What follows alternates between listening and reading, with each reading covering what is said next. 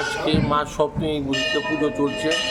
এখন বলি হবে মা, বলি হওয়ার পরে 12টায় সান্ধ্য ব্যঞ্জন আদি ভোগ হবে, সন্ধ্যে 7টায় আরতি হবে। মূলত এই পুজোটার তথ্য কী রয়েছে, কাহিনী কী রয়েছে? এটা মহারাজ সুরজ করেছিলেন এই পুজোটা, রাজ আমল থেকে চলে আসছে। এটা শত্রুযুগ থেকেই বাসন্তী দুর্গা দেবী, এটাই কালোর পুজো।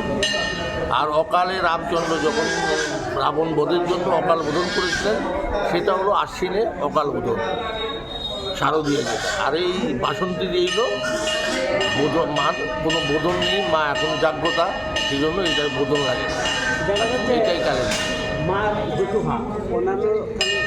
মার এখানে দশভুজা, দু হাত নেই, 10 হাতই মার। পেছনে অষ্টভুজা লুক্কায়িত, সামনে দ্বিভুজা দর্শিত দেখানোর জন্য। এটা মহারানী সুলক্ষণা দেবী মার এই রূপ দেখে ভয় পেয়ে গেছিলেন, তখন থেকে মার স্বপ্নাদেশ হলো, তখন থেকেই মা সামনে দ্বিভুজা, পেছনে অষ্টভুজা লুক্কায়িত। আর মানে কত বছর ধরে এই পুজোটা হচ্ছে? এখানে তো রাজামল থেকে চলে আসছে, 500 বছর ধরেই চলে আসছে। এই মন্দিরে 150 বছর ধরে চলে আসছে। যতদিন থেকে রাজামল আছে এই দুর্গা পূজা, বাসন্তী পূজা, দুর্গা পূজা সব পুজোই। এবারের প্রস্তুতি কীরকম?